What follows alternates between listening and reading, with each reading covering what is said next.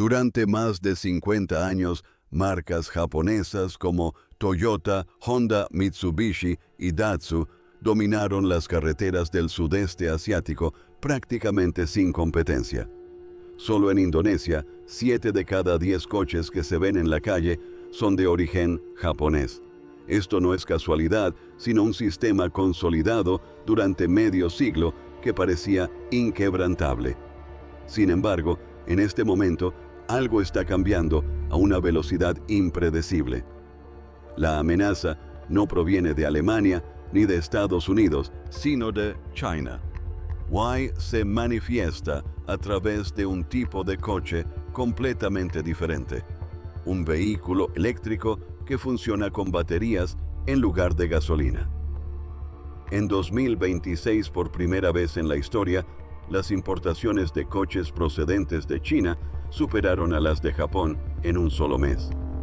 En Indonesia, los 10 coches eléctricos más vendidos eran de marcas chinas. Ni una sola marca japonesa figuró en la lista. Eso no es poca cosa.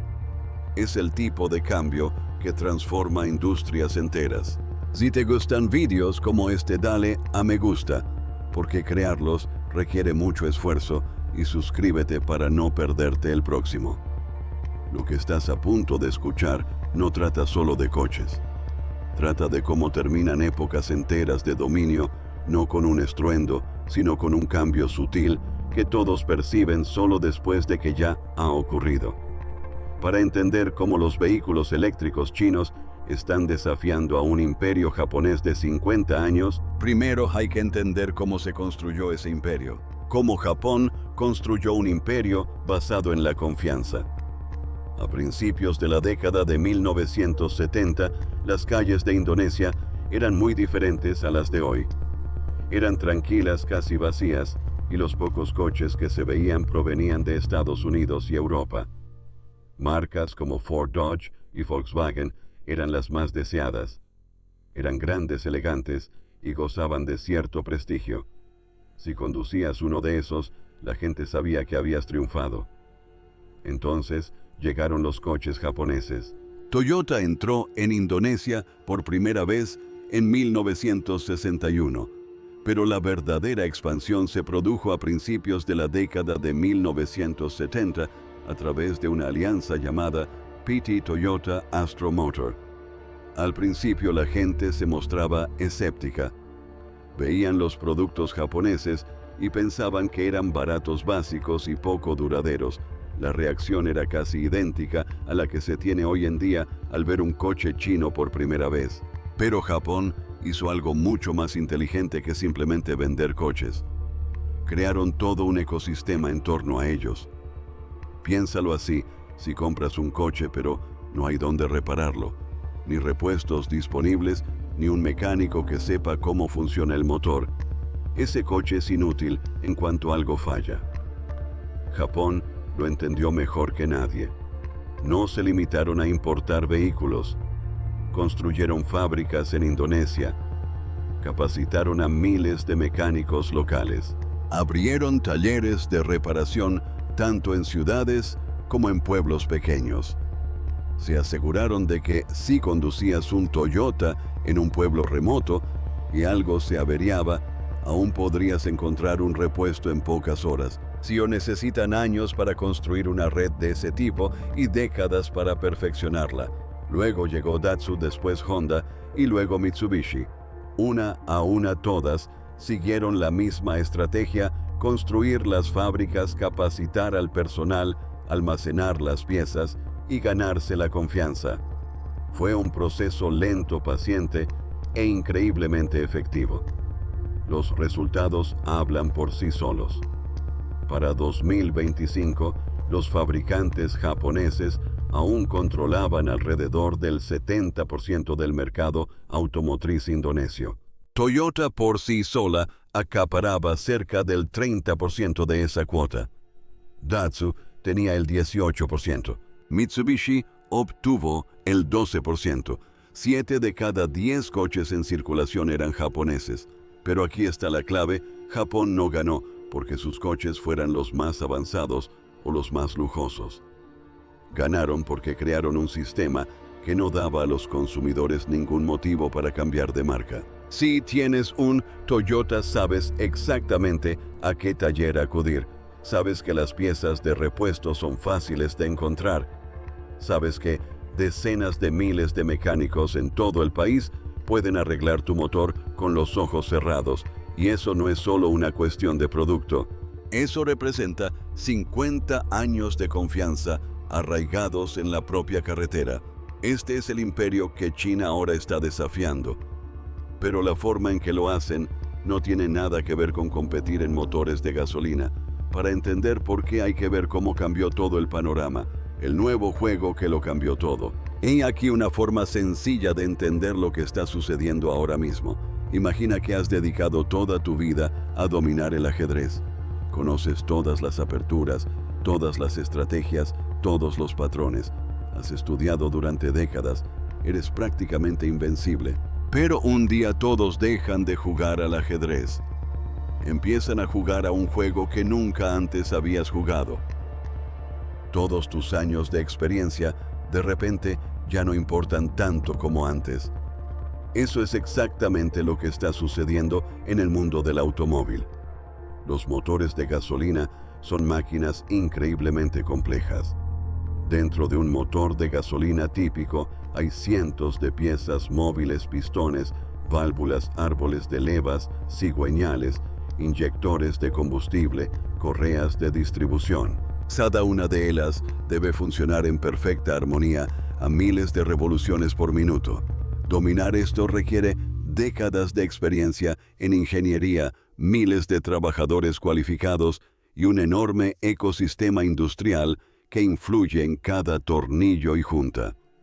Ese es el legado que Japón construyó durante 50 años.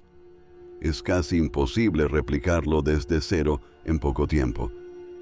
Si una nueva empresa quisiera construir motores de gasolina que igualaran la calidad de Toyota, les llevaría 20 o 30 años solo para ponerse al día. La ventaja inicial es simplemente demasiado grande. Pero los coches eléctricos cuentan una historia completamente diferente. Un motor eléctrico tiene muchas menos piezas móviles que un motor de gasolina. No tiene sistema de inyección de combustible, ni tubo de escape, ni transmisión con docenas de marchas. La tecnología principal es más reciente y las barreras de entrada son menores. Nadie tiene una ventaja de 50 años en motores eléctricos porque la tecnología en sí no lleva tanto tiempo en el mercado automovilístico de consumo. Esto significa que todos parten de una posición mucho más equitativa, y China percibió esta brecha antes y con mayor claridad que casi cualquier otro país. Desde principios de la década de 2010, el gobierno chino convirtió los vehículos eléctricos en una prioridad nacional. No esperaron a que el mercado se desarrollara por sí solo. Crearon el mercado, ofrecieron incentivos a los compradores, subsidios a los fabricantes e invirtieron fuertemente en infraestructura de carga. Trataron los vehículos eléctricos como un proyecto de infraestructura nacional, no simplemente como un producto de consumo. Los resultados en Indonesia son sorprendentes. Mientras que se esperaba que el mercado de vehículos convencionales disminuyera un 11%, en 2025 se proyectaba que las ventas de vehículos eléctricos aumentarían un 49% en el mismo periodo. Y casi todo ese crecimiento lo estaban acaparando marcas chinas, no japonesas. Pensemos en Nokia por un momento. Nokia solía ser el rey de los teléfonos móviles. Su señal era potente, sus baterías duraban muchísimo y sus botones físicos tenían un tacto excelente. Eran excelentes en lo que hacían. Luego llegaron los smartphones y estos no intentaron superar a Nokia en ese mismo terreno. Cambiaron las reglas del juego por completo. De repente, todas las ventajas de Nokia, como la buena señal y los botones físicos, se volvieron irrelevantes. Nokia no perdió porque dejó de innovar. Perdieron porque se dieron cuenta demasiado tarde de que las reglas habían cambiado. China está haciendo lo mismo con Japón ahora mismo. No, están intentando construir un motor de gasolina mejor. Están haciendo que el motor de gasolina sea irrelevante. Pero ¿cómo es que venden coches eléctricos más baratos que nadie? La respuesta reside en algo que no se ve desde fuera. El plan maestro de China, desde la mina hasta el concesionario. La pregunta más común es sencilla. ¿Cómo puede China vender coches eléctricos mucho más baratos que los demás?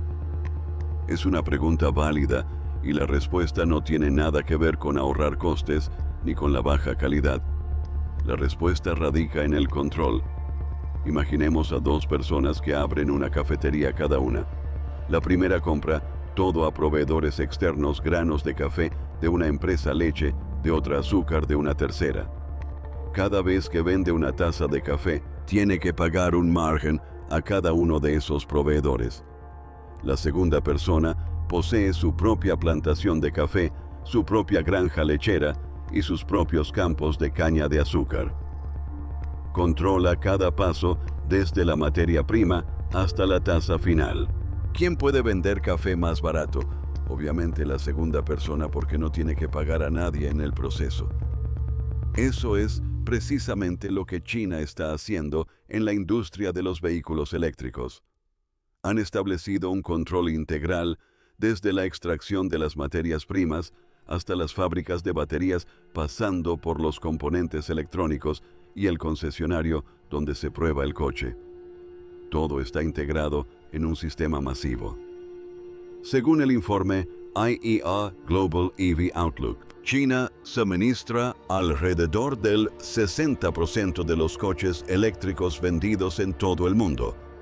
De los casi 22 millones de vehículos eléctricos producidos a nivel mundial, aproximadamente 3/4 partes se fabrican en China. Esto significa que si eliges un coche eléctrico cualquiera en cualquier parte del planeta, hay muchas probabilidades de que se haya fabricado en una fábrica china. Pero la cosa va aún más allá. China también representa más del 80% de la producción mundial de celdas de batería. 80%.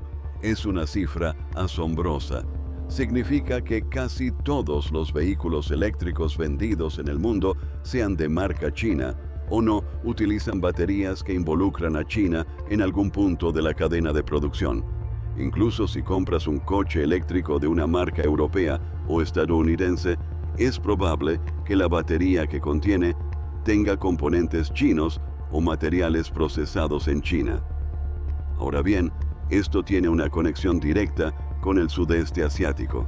Indonesia posee las mayores reservas de níquel del mundo. El níquel es uno de los materiales clave que se utilizan en las baterías de los vehículos eléctricos. Sin níquel no se pueden fabricar a gran escala las baterías que alimentan estos coches. La mayor parte de la capacidad de refinación de níquel en Indonesia ya está controlada por inversión china.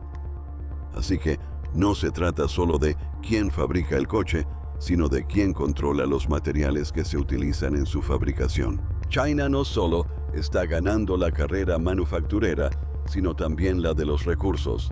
Controla cada eslabón de la cadena, desde la mina que extrae el níquel hasta la fábrica que lo transforma en una batería, pasando por la sala de exposición donde se firman los documentos. Por eso los coches eléctricos chinos pueden tener precios tan competitivos, no pierden dinero con cada venta, simplemente operan en un sistema donde no tienen que pagar márgenes a una docena de proveedores diferentes. Toda la cadena les pertenece. Pero, ¿qué sucede cuando se analizan las cifras de ventas reales?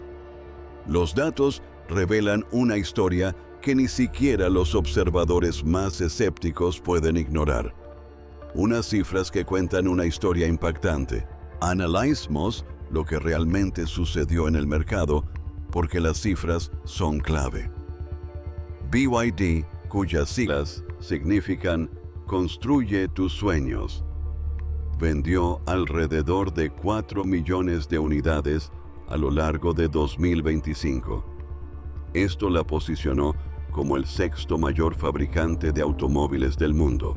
No, se trata del sexto mayor fabricante de coches eléctricos, sino del sexto mayor fabricante de automóviles en general, que compite contra empresas con 100 años de historia. Sus ventas fuera de China aumentaron un 145% en un solo año, superando el 1.000.000 de unidades. Este crecimiento no es casual. Se produce cuando un producto tiene un precio irresistible para los consumidores. En Australia, BYD superó a Tesla en ventas mundiales de vehículos eléctricos por primera vez en 2025. Tesla es la empresa que prácticamente inventó el mercado moderno de los coches eléctricos, fue superada por una marca china desconocida para la mayoría de los australianos apenas unos años antes. Así de rápido está cambiando el panorama. Y entonces llegó febrero de 2026. En ese mes, las importaciones de automóviles de China superaron a las de Japón por primera vez en la historia. Durante décadas, Japón había sido el líder indiscutible en exportaciones de automóviles. La idea de que algún país exportara más automóviles que Japón parecía casi imposible. Pero eso fue exactamente lo que sucedió. Y sucedió en un solo mes, un hecho que podría quedar registrado en los libros de historia. Ahora veamos Indonesia específicamente. En marzo de 2026, según datos de Gaikindo, la Asociación Automotriz de Indonesia, los 10 autos eléctricos más vendidos eran todos de marcas chinas. No 8 de 10, ni 9 de 10, sino los 10. No había ni un solo auto eléctrico japonés en esa lista. Eso no significa que las marcas japonesas no lo intenten. Lo hacen, pero en el rango de precios que la mayoría de los consumidores indonesios pueden pagar. Casi no hay opciones de vehículos eléctricos de Japón. Si quieres un auto eléctrico japonés, probablemente tendrás que pagar un precio elevado que lo hace inaccesible para el comprador promedio. Mientras tanto, las marcas chinas ofrecen vehículos eléctricos a precios que compiten con los de los coches de gasolina convencionales. Piensa en lo que eso significa para una familia que decide qué comprar a continuación. Entras en un concesionario y tienes dos opciones. La primera opción es un coche de gasolina de una marca japonesa en la que ha confiado durante años. La segunda opción es un coche eléctrico de una marca china que cuesta prácticamente lo mismo, tiene menores costes de funcionamiento e incorpora tecnología moderna para un número creciente de personas. La segunda opción empieza a resultar muy atractiva. No se trata de quién fabrica el coche más sofisticado, sino de quién controla todo el proceso, desde la concepción de la idea hasta la venta. Ahora mismo, en el sector de los vehículos eléctricos, ese control recae firmemente en China. Pero antes de concluir que esto es simplemente una historia sobre el auge de China y el declive de Japón, hay algo importante que debes saber. La realidad es mucho más compleja de lo que parece a simple vista. ¿Por qué Japón aún no ha terminado? Aquí es donde la historia se vuelve más interesante porque Japón no se queda quieto. Tienen activos que no se pueden replicar de la noche a la mañana y planes que aún se están desarrollando. En primer lugar, consideremos el ecosistema del que hablamos antes, la red de talleres de reparación, la disponibilidad de repuestos, los cientos de miles de mecánicos que conocen los motores japoneses a la perfección.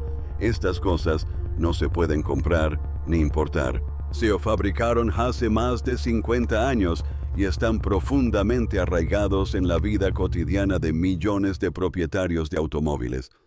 Si hoy conduces un Toyota y algo se avería, sabes exactamente a dónde acudir. Ese tipo de confianza no desaparece solo porque un nuevo coche eléctrico aparezca en un concesionario. Yanis Martínez Pasaribú, experto en automoción del Instituto Tecnológico de Bandung, señaló que China no sustituirá a Japón en los segmentos de entrada durante los próximos 3 a 5 años. Se refería al segmento de coches ecológicos de bajo coste, al de monovolúmenes de entrada y al de SUV de entrada. No se trata de categorías menores. Son el núcleo del mercado automovilístico indonesio. La mayoría de las familias que compran un coche en Indonesia lo hacen en uno de estos segmentos y esos compradores no se pasan a los vehículos eléctricos de la noche a la mañana. El secretario general de Gaikindo Kuku Kumara también predijo que lo que sucedería no sería un reemplazo total, sino un nuevo equilibrio. Las marcas antiguas seguirían existiendo, pero tendrían que adoptar tecnología moderna para mantenerse relevantes. Esto es muy diferente a un colapso repentino. En segundo lugar, Japón tiene una base que aún no ha explotado por completo el hidrógeno. Mientras el mundo se centra en los vehículos eléctricos de batería, Toyota ha estado invirtiendo discretamente en tecnología de celdas de combustible de hidrógeno. En febrero de 2025, Toyota anunció su sistema de celdas de combustible de tercera generación, que es más eficiente, más barato y más duradero que la versión anterior. Lo que lo hace aún más fascinante es que Toyota no está haciendo esto sola. Se asoció con 5 empresas automotrices chinas, entre ellas First Automotive Works, Dongfang Beijing Automotive y Guangha Automobile. Juntas, están desarrollando tecnología de hidrógeno a través de una empresa conjunta con sede en Beijing, donde Toyota es el principal accionista con el 65% de la compañía. Así que reflexionemos sobre esto por un momento. Toyota, el mayor fabricante de automóviles japonés, se está asociando con empresas chinas para construir la próxima generación de tecnología de hidrógeno. Esta no es una historia de un bando que gana y otro que pierde. Esta es una historia sobre cómo los jugadores se adaptan a un mundo nuevo de maneras que no encajan en la narrativa de que el ganador se lo lleva todo. Japón está jugando el nuevo juego, pero lo hace de forma diferente. No están abandonando sus fortalezas. Están utilizando su experiencia en ingeniería para explorar un camino que la mayor parte del mundo ni siquiera contempla ahora mismo. Puede que el hidrógeno no sea la tecnología dominante hoy en día, pero el hecho de que Toyota esté invirtiendo tanto en él indica que están pensando en un futuro que va más allá de las baterías. La historia nunca ha registrado un cambio en el poder industrial que haya ocurrido de la noche a la mañana. Siempre hay una acumulación gradual y luego un momento repentino en el que todos se dan cuenta de que el mundo ha cambiado. Para comprender lo que eso significa para todos nosotros, necesitamos dar un paso atrás y observar el panorama general. Una revolución silenciosa que lo cambia todo. ¿Está China poniendo fin a la era de los coches japoneses? La pregunta en sí requiere una pequeña corrección, porque lo que está sucediendo no es simplemente un cambio de poder. Se trata de algo mucho más trascendental, una revolución industrial. Piensa en lo que sucedió cuando la máquina de vapor fue reemplazada por el motor de gasolina. Las empresas que fabricaban las mejores máquinas de vapor no necesariamente se convirtieron en las que fabricaban los mejores motores de gasolina. La tecnología cambió tan radicalmente que la antigua experiencia perdió relevancia. La nueva era no llegó derrotando a la anterior en una competencia directa, sino haciendo que la anterior fuera menos necesaria. Lo mismo sucedió con Nokia. Nokia no creía que la gente necesitara una pequeña computadora en el bolsillo más que un teléfono con buena señal y batería de larga duración. Eran excelentes en lo que hacían. Pero el mundo evolucionó hasta un punto en el que lo que mejor sabían hacer ya no era lo que la gente más deseaba. Lo que estamos viendo ahora es el mismo patrón repitiéndose en la industria automotriz. Los vehículos eléctricos no buscan mejorar el motor de gasolina, sino que lo hacen menos importante en la concepción del transporte. La nueva era no llega para derrocar a la anterior abiertamente, sino que llega silenciosamente, lentamente, hasta que un día uno mira a su alrededor y se da cuenta de que el mundo ha cambiado. Y aquí reside la parte más interesante de todo esto. Indonesia no es solo un espectador que observa la lucha entre dos gigantes. Indonesia es el escenario mismo. El país posee cerca del 60% de las reservas mundiales de níquel, un ingrediente clave en las baterías de los vehículos eléctricos. Es el mayor mercado automotriz del sudeste asiático. Las decisiones de los consumidores y los responsables políticos indonesios pueden influir en el rumbo de toda esta industria. Cuando las empresas chinas invierten en la refinación de níquel en Indonesia, no solo hacen negocios, se posicionan en el centro de una cadena de suministro global que atraviesa el sudeste asiático. Cuando los consumidores indonesios eligen un coche eléctrico en lugar de uno de gasolina, no solo realizan una compra personal, están votando en un cambio global que definirá los próximos 30 años de la industria manufacturera. La cuestión ya no es simplemente quién ganará, China o Japón. La cuestión es cuál es tu posición como consumidor, como participante en una economía cuyos recursos son disputados por los mayores fabricantes del mundo. Tus decisiones, tus compras y las políticas de tu gobierno influyen en una historia mucho más amplia que cualquier marca o país. Esto no significa el fin de los coches japoneses. Toyota, Honda, Mitsubishi y Datsun seguirán circulando por las carreteras durante las próximas décadas. Su ecosistema es demasiado fuerte, su confianza demasiado profunda y su ingeniería demasiado probada como para desaparecer. Pero el mundo que los rodea está cambiando y el suelo que pisan se mueve bajo sus pies. Lo que estamos presenciando no es una caída, es una transformación. Y las transformaciones siempre son más interesantes que las simples victorias o derrotas. Si disfrutaste esta historia y quieres ver más como esta, dale al botón de me gusta. Suscríbete y activa las notificaciones para no perderte la próxima. Hay videos relacionados en la pantalla ahora mismo si quieres seguir viendo. Así que aquí tienes una pregunta: si compraras un coche mañana, ¿te quedarías con una marca japonesa de gasolina de confianza o te arriesgarías con un vehículo eléctrico chino? Déjame tu opinión en los comentarios.